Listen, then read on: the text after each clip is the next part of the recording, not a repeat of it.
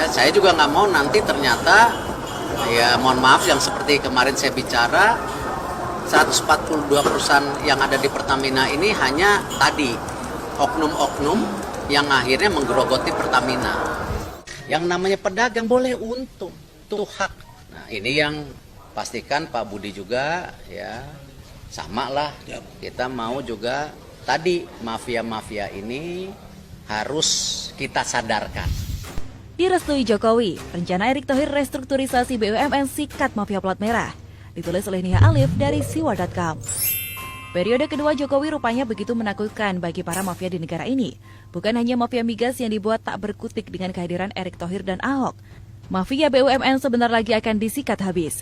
Jokowi telah merestui Erick Thohir untuk restrukturisasi BUMN. Tak tanggung-tanggung, dari 140-an akan dipangkas hingga separuh. Maka jangan heran kalau kebelakangan gencar ada isu PKI hingga pemakzulan. Ya, saya juga nggak mau nanti ternyata, ya mohon maaf yang seperti kemarin saya bicara, 142 perusahaan yang ada di Pertamina ini hanya tadi oknum-oknum yang akhirnya menggerogoti Pertamina. Nyatanya banyaknya BUMN yang dimiliki negara malah membebani negara ini.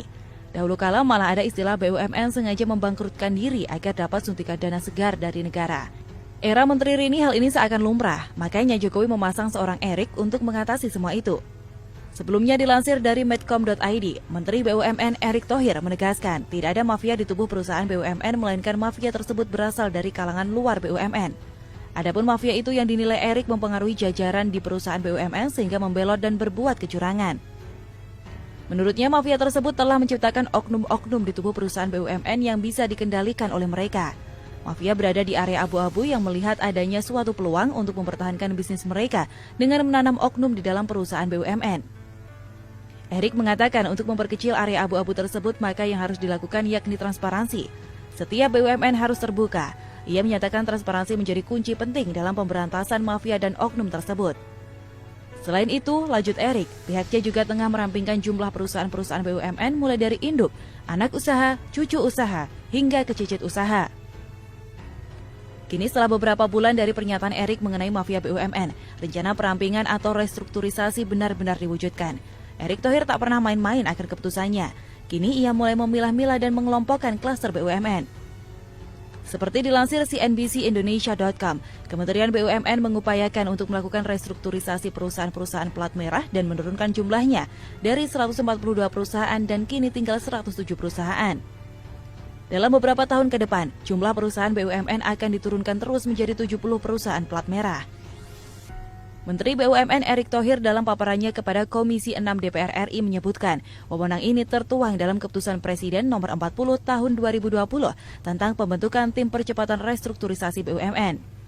Dia menjelaskan 12 klaster tersebut antara lain klaster industri migas dan energi, minerba, perkebunan kehutanan, pupuk dan pangan, farmasi dan kesehatan, serta pertahanan, manufaktur dan industri, serta lainnya. Adapun 6 klaster ini dibawahi oleh Wakil Menteri BUMN 1, Budi Gunadi Sadikin. Selanjutnya klaster jasa keuangan, jasa asuransi dan dana pensiun, telekomunikasi dan media, pembangunan infrastruktur, pariwisata, logistik dan lainnya, serta klaster sarana dan prasarana perhubungan. Keenam klaster ini dibawahi oleh Wakil Menteri BUMN 2, Kartika Wirjoatmojo. Dia menjelaskan, dalam klaster industri migas dan energi ini terdapat perusahaan seperti PT Pertamina Persero, PT PLN Persero, dan PT Perusahaan Gas Negara Tbk. Di klaster industri minerba, di dalamnya terdapat PT Indonesia Asahan Aluminium Persero dan anak usahanya, termasuk PT Krakatau Steel Tbk. Dalam klaster perkebunan dan kehutanan, di dalamnya termasuk PT PN, Perhutani, dan BUMN sejenis. Di klaster pupuk dan pangan terdapat Perum Bulog, PT RNI, PT Berdikari, PT Sanghyang Sri, PT Pupuk Indonesia, PT Perikanan Nusantara Perinus, dan Perum Perindo. Dalam klaster kesehatan terdapat PT Bio Farma Persero beserta anak usahanya dan Pertamedika yang merupakan holding rumah sakit BUMN. Untuk klaster jasa keuangan di dalamnya termasuk Bank Himbara atau bank-bank milik negara, PT PNM dan PT Dana Reksa.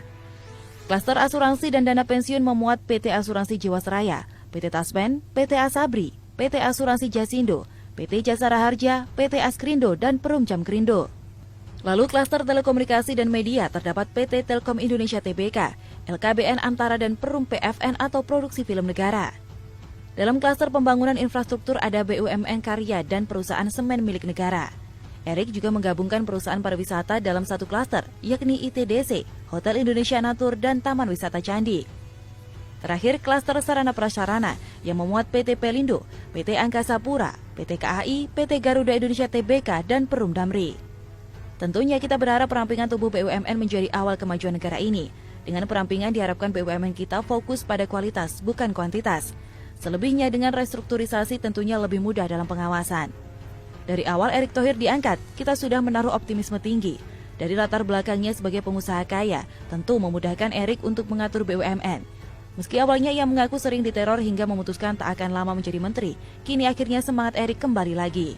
Gebrakannya di BUMN paling terasa ketimbang menteri lain, mulai dari menghapus anak cucu BUMN, menyita aset Jiwasraya, hingga membuka transparansi. Erick benar-benar orang yang tepat menduduki menteri BUMN. Perlahan tapi pasti kita yakin BUMN kita bisa bersaing di dunia dan jauh dari mafia dan korupsi. Dengan tangan dingin seorang Erick, BUMN bukan hanya kebanggaan segelintir kelompok, tapi lebih itu memberi hasil besar untuk kepentingan publik.